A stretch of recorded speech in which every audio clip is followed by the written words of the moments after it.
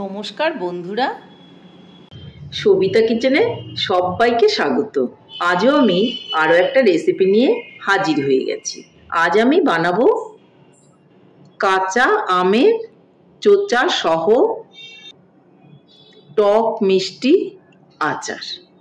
এই আচারটা কিন্তু খেতে ভীষণই ভালো লাগে। আপনারা বাড়িতে একবার এভাবে বানিয়ে দেখুন, আপনাদেরও কিন্তু খেতে ভীষণই ভালো লাগবে। কোনো রকম ঝামেলা নেই, আর খেতেও ভীষণ ভালো। যখন আচারটা বানানোর পর ঠান্ডা হয়ে যাবে, এইভাবে আপনারা বয়মে ভরে রাখবেন আর সারা বছর ভরে খাবেন, দেখবেন আপনাদেরও ভীষণই ভালো লাগবে। তাহলে এই আচারটা ঝটপট করে বানিয়ে ফেলুন। বেশি সময় না নিয়ে বাজারে কাঁচা আম ফুরিয়ে যাওয়ার আগেই আপনারা কাঁচা আম বাড়িতে এনে এই আচারটা বানিয়ে ফেলুন আর বছর ভরে খান, দেখবেন আপনাদেরও কিন্তু ভীষণই ভালো লাগবে। আচারটা বানানো খুবই সহজ আর খেতেও ভীষণ ভালো। কোনো ঝুট ঝামেলা নেই, রৌদ্র দেওয়ার ঝামেলা নেই। যাদের হাতে কম সময় আছে, রৌদ্রে দেওয়াটা ভীষণই অসুবিধের, তাদের পক্ষে তো এই আচারটা বানানো খুবই সহজ। আর একবার বানিয়ে রাখলে বছরভর আপনারা খেতে পারবেন। তাহলে আর বেশি দেরি না করে আমি এই আচারটা কি করে বানালাম সেটাই দেখে নেওয়া যাক। চোচা সহ কাঁচা আমের টক মিষ্টি আচার বানানোর জন্য কিন্তু আমি আস্ত আস্ত কাঁচা আম নিয়ে নিয়েছি। আমগুলো দেখুন, বোটার দিকটা সবগুলোই কিন্তু কেটে দিয়েছি। কেটে ভালো করে ঘষে ঘষে আমগুলোকে ধুয়ে নিয়েছি। এখন আমগুলোকে খুব ভালো করে একটা শুকনো সুতির কাপড় দিয়ে মুছে নিতে হবে। দেখুন, আমি একটা কাপড় নিয়ে নিয়েছি আর আমগুলোকে ঠিক এইভাবে শুকনো করে মুছে নেব, যেন গায়ে একটু জল না থাকে। আমি আরও একটা মুছে নিচ্ছি। দেখুন, ঠিক এইভাবেই কিন্তু আমগুলোকে খুব সুন্দর করে মুছে নিতে হবে। তাহলে সবগুলো আমি মুছে নিয়ে তারপর আপনাদেরকে দেখাচ্ছি। দেখুন বন্ধুরা, আমের গায়ে কিন্তু আর এক ফোঁটাও জল লেগে নেই। ঠিক এইভাবেই কিন্তু আমগুলোকে খুব ভালো করে ধুয়ে মুছে নিতে হবে। এখন আমি আমগুলোকে একটু সাইডে সরিয়ে দেব আর একটা চপার নিয়ে নেব বা বোর্ড নিয়ে নেব। এখন আমগুলোকে আমি টুকরো করে দেব। ঠিক মাঝখান থেকে এইভাবে আমি আমগুলোকে টুকরো করে দেব।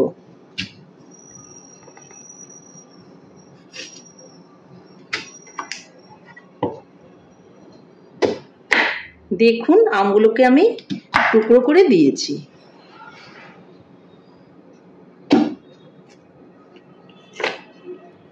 দেখুন, আমগুলোর মধ্যে কিন্তু একটু একটু আটি হয়েছে।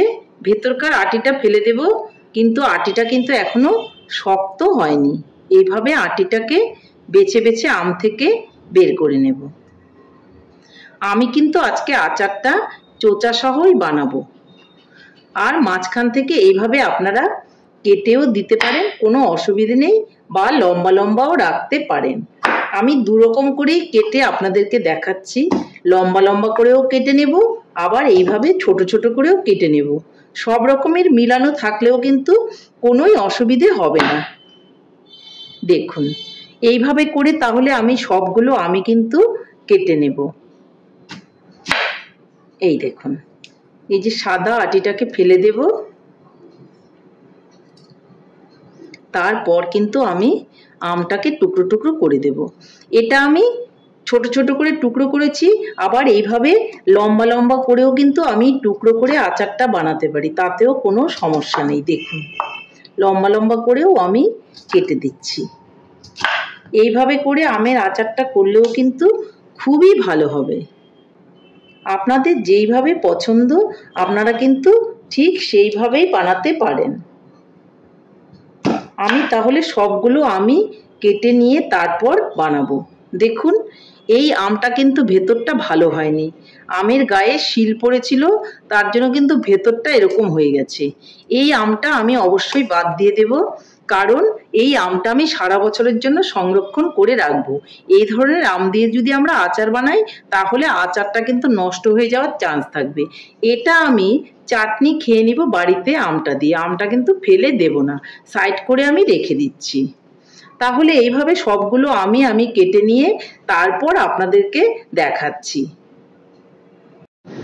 দেখুন বন্ধুরা, সবগুলো কিন্তু আমি এইভাবে কেটে নিয়েছি, লম্বা বা বেটে দুরকম করেই কেটেছি। দেখুন ঠিক এইভাবে সবগুলো আমি কেটে নিয়ে নিয়েছি।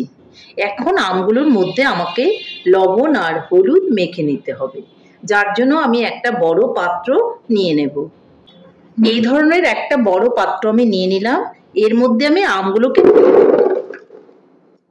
আমগুলোকে আমি ঢেলে দিয়েছি সব। এখন এর মধ্যে আমি হলুদ আর লবণ দিয়ে মেখে নেব।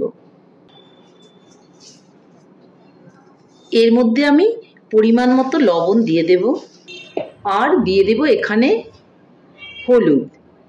দেখুন হলুদ আর লবণ খুব সুন্দর করে আমি মেখে নেব। লবণ আর হলুদ মেখে নেওয়ার পর আম থেকে কিন্তু একটু জল বেরোতে শুরু করবে, তার জন্য ভয় পাওয়ার কোনোই কারণ নেই। জল ছাড়া আমি আমের আচারটা বানাবো অবশ্যই, কিন্তু লবণের জলটা বেরোলে কোনো রকম অসুবিধে হবে না।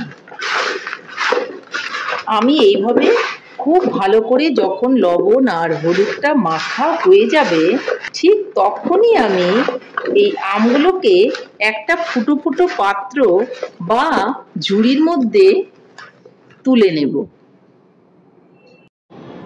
দেখুন বন্ধুরা, পাত্রের গায়ে কিন্তু আর লবণ হলুদ নেই।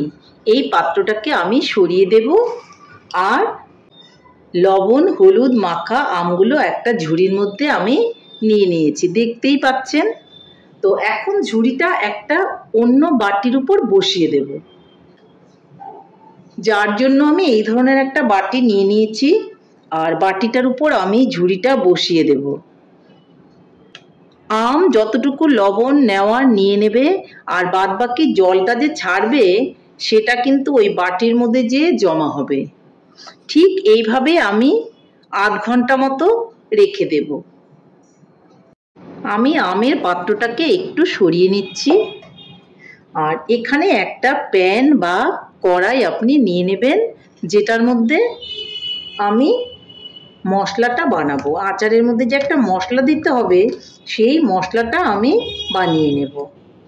প্রথমেই আমি দিয়ে দেব 5 ফোড়ন। আলাদা আলাদা করে কিছুই আমি বেশি রকম দিচ্ছি না, প্রথমেই দিয়ে দিচ্ছি কিছুটা 5 ফোড়ন। আর তার মধ্যে দিয়ে দিচ্ছি 3টে শুকনো লঙ্কা। আমি ঝালটা বেশি দেব না, তার জন্য অল্প করেই কিন্তু শুকনো লঙ্কা দিয়ে দিচ্ছি। আর আমি দিয়ে দেব এখানে 2টো তেজপাতা। তেজপাতাটা একটু ছিঁড়ে দিয়ে দিলাম। তেজপাতা দিলেও কিন্তু গন্ধটা খুব সুন্দর হয়। আর এর মধ্যে আমি একটু গোটা জিরে দিয়ে দেব। গোটা জিরেটা এতটুকু দিয়ে দিচ্ছি। এর মধ্যে আমি এতটা মৌরি এক্সট্রা দিয়ে দিচ্ছি। এখানে 5 ফোড়ন দিয়েছি, শুকনো লঙ্কা, তেজপাতা, গোটা জিরে আর মৌরি। ধনেও আপনারা দিতে পারেন, আমার কাছে ধনেটা নেই এই মুহূর্তে, তার জন্য ধনেটা আমি দিচ্ছি না। যখন মশলাটা ভাজা হয়ে যাবে একটু ধনে গুঁড়ো তার মধ্যে মিলিয়ে দেব, তারপর একসঙ্গে আমি বেটে নেব। এদিকে আমি উনানটা জ্বালিয়ে মশলাগুলোকে কিন্তু বসিয়ে দিয়েছি। একটুখানি ভেজে নেব ভালো করে, যেন পুড়ে না যায় সেদিকে কিন্তু খেয়াল রাখতে হবে। আঁচটাকে একটু কমিয়ে নিয়েই কিন্তু আমি ভেজে নেব। ভাজতে ভাজতে দেখবেন একটা খুব সুন্দর কিন্তু গন্ধ বেরোতে থাকবে। ঠিক তখনই বুঝে যেতে হবে যে মশলাগুলো আমার হয়ে গেছে, আর তখনই কিন্তু নামিয়ে নিতে হবে। দেখুন বন্ধুরা, মশলাগুলো কিন্তু লাল লাল করে ভাজা হয়ে গেছে। এর থেকে বেশি ভাজলে কিন্তু পুড়ে যাবে। আমি বলেছিলাম আমার কাছে ধনে নেই, যার জন্য একটু ধনের গুঁড়ো এর মধ্যে মিক্সড করে দেব। ঠিক গুঁড়োটা আমি এই সময়ে দিয়ে দেবো, তাহলে মশলার সঙ্গে গুঁড়োটা কিন্তু গরম হয়ে একটু ভাজা ভাজা হয়ে যাবে। এতে গোটা ধনে নাও দিলে কোনো অসুবিধা নেই। উনানটাকে আমি কিন্তু এখন অফ করে দেব, আর কড়াইয়ের মধ্যেই কিছুক্ষণ নামিয়ে রেখে দেব। ঠান্ডা হলে এটাকে আমি মিক্সার গ্রাইন্ডে গুঁড়ো করে নেব। আপনারা শিলনোড়াতেও কিন্তু গুঁড়ো করে নিতে পারেন, তাতেও কোনো রকম অসুবিধে নেই। যার যেভাবে সুবিধে হবে সে সেভাবেই কিন্তু মশলাটা বানিয়ে নিতে পারেন। তাহলে আমি উনুনটাকে এখন অফ করে দিচ্ছি, আর একটু গরম কড়াইয়ের মধ্যে ভালো করে নেড়ে চেড়ে নিচ্ছি। দেখুন বন্ধুরা, মশলাটা কিন্তু আমার যে ভেজে নিয়েছিলাম সেটা ঠান্ডা হয়ে গেছে। গরম অবস্থায় অবশ্যই কিন্তু গুঁড়ো করতে যাবেন না, তাহলে কিন্তু গুঁড়োটা ভালো হবে না। ঠান্ডা হয়ে গেলেই কিন্তু আমাকে মশলাটা গুঁড়ো করতে হবে। তাহলে আমি একটা মিক্সার গ্রাইন্ডারের মধ্যে এই মশলাটা বানিয়ে নিচ্ছি। এর মধ্যে আমি ঢেলে দিচ্ছি তাহলে, আর মশলাটাকে আমি খুব মিহি করে গুঁড়ো করব। দেখুন বন্ধুরা, মশলাটাকে কিন্তু আমি মিহি করে গুঁড়ো করে নিয়েছি, দেখতেই পাচ্ছেন। আপনাদের আমি দেখিয়ে দিচ্ছি, দেখুন। অনেকে আবার দানা দানা থাকলে বা গোটা গোটা থাকলে ভালোবাসেন, তারা গোটা গোটা করে বানিয়ে নেবেন, কিন্তু আজকে আমি এইভাবে মিহি করে মশলাটা বানিয়ে নেব। দেখুন বন্ধুরা, আমি আমগুলোকে লবণ হলুদ মেখে একটা ছাঁকনির মধ্যে রেখে দিয়েছিলাম, যেন লবণের যে এক্সট্রা জল সেটা বেরিয়ে যায়। দেখুন বন্ধুরা, কতটা জল বের হয়েছে। এই জলটাকে কিন্তু আমি ফেলে দেব, আর এই আমটা দিয়ে আমি আচারটা বানিয়ে নেব। তাহলে এখন আমি চলে যাচ্ছি উনানের দিকে। দেখুন বন্ধুরা, আমি উনানে একটা কড়াই বসিয়ে দিয়েছি, আর তাতে এখন আমি সরষের তেল দিয়ে দেব। তেলটা কিন্তু গরম হয়ে গেছে। এর মধ্যে আমি এখন দিয়ে দিব শুকনো লঙ্কা, দিয়ে দিব অল্প করে সর্ষে,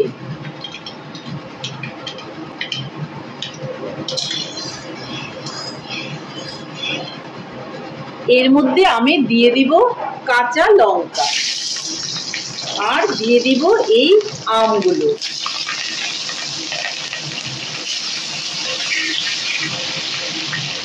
টোটাল আমটাই আমি ঢেলে দিয়ে দিচ্ছি, আর আমের যে জলটা বের হয়েছিল সেই জলটা আমি ফেলে দিচ্ছি। দেখুন কতটা জল আম থেকে বেরিয়ে গেছে। খুব ভালো করে আমি আমটাকে একটু নেড়ে চেড়ে নেব।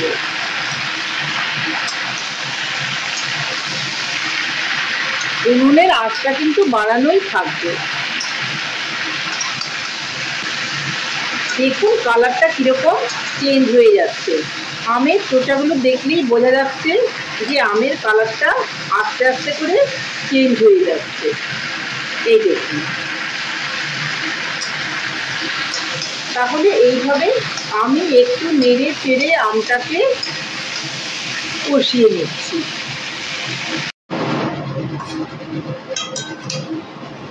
আমি এখানে কিন্তু হাফ কিলোর উপরে চিনি দিয়ে দিয়েছি। আমার এখানে আম আছে 2 কিলো। আমটা খুব একটা বেশি টক নেই, যার জন্য কিন্তু আমি হাফ কিলোর উপরে চিনি দিয়েছি। চিনিটা গলে কিন্তু জল বেরোতে শুরু করবে। আমের মধ্যে কিন্তু আমি কোনো রকম জল ব্যবহার করব না, আগেও বলেছি। জল ছাড়াই কিন্তু আচারটা বানাতে হবে।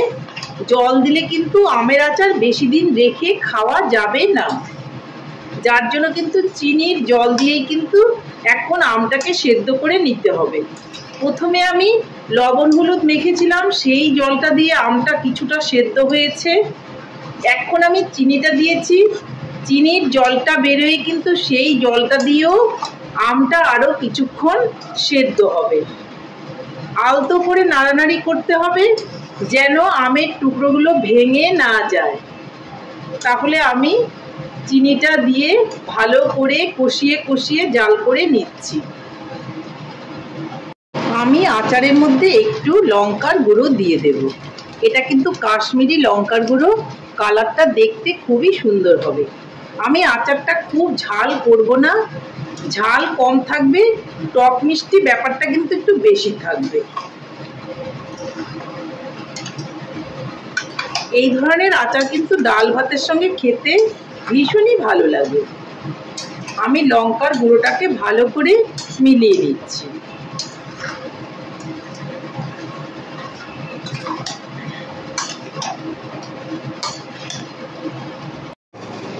যখন আচারটা এভাবে হতে থাকবে সেই সময় কিন্তু আমি অল্প করে মশলা দিয়ে দিব, যেই ভাজা মশলাটা আমি বানিয়েছিলাম। বাদ বাকিটা আমি আবার একটু পরে দেব। মশলাটা দিয়েও কিন্তু আমি একটু নেড়ে চেড়ে নিচ্ছি। মশলাটা এই সময় দিলে যদি আমি নেড়ে চেড়ে নিই তাহলে কিন্তু গন্ধটা খুবই ভালো হবে, আমের ভিতরে কিন্তু গন্ধটা যাবে। দেখুন বন্ধুরা, চিনিটা গলে কিরকম জল হয়ে গেছে। আমি এইভাবেই আমগুলোকে সেদ্ধ করে নেব। আমগুলো কিন্তু অনেকটাই সেদ্ধ হয়ে গেছে, সেটা আমি আপনাদের দেখাচ্ছি।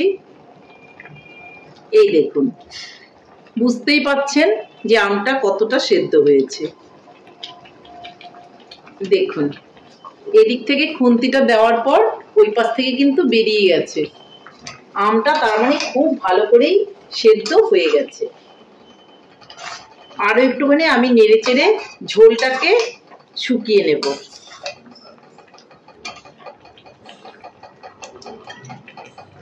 অনেকটাই কিন্তু আচারটা হয়ে এসছে। এই সময়ে আমি একটু ভিনিগার দিয়ে দিব। বোতলের মুখ দিয়ে 2 মুখ ভিনিগার আমি দিয়ে দেব। এতে আচারটা খুবই ভালো থাকবে, কোনো রকম নষ্ট হয়ে যাওয়ার চান্স থাকবে না। 1 বছর অবধি আপনারা ফ্রিজে না রেখে বাইরেই কিন্তু রেখে দিতে পারবেন। ভিনিগার যদি আপনাদের কাছে না থাকে তাহলে এই সময় আপনারা লেবুর রসও দিয়ে দিতে পারেন। লেবুর রসও দিলে পরে কিন্তু এই আমের আচারটা খুবই ভালো থাকে।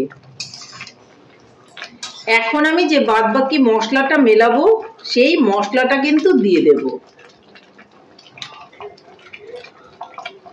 মশলাটা আপনি আপনার পছন্দ মতো দেবেন। যদি একটু বেশি দিতে ইচ্ছে হয় তাহলে একটু বেশি করে দিয়ে দিবেন, আর যদি মনে করেন হালকা ফুলকা ভাবে মশলা দিয়ে আচার বানাবেন তাহলে একটু কমই দিয়ে দেবেন। আচারটা কিন্তু আমার হয়ে গেছে। এখন আমি আচারটাকে কিন্তু নামিয়ে নেব, কারণ একটু ঝোলঝোলি রাখতে হবে, আচারটা কিন্তু টেনে যাবে। আর একদমই শুকনো শুকনো কিন্তু আচারটা আমি রাখবো না। এরকম ভাবে আচারটা রাখলে পরে কিন্তু খুব ভালো থাকবে আর খেতেও কিন্তু খুবই ভালো লাগবে। ফাইনালি আচারটা হয়ে গেছে। এখন আমি উনানটাকে অফ করে দেব। অফ করে দিয়ে আমি এর মধ্যে একটু সর্ষে তেল দিয়ে দিব।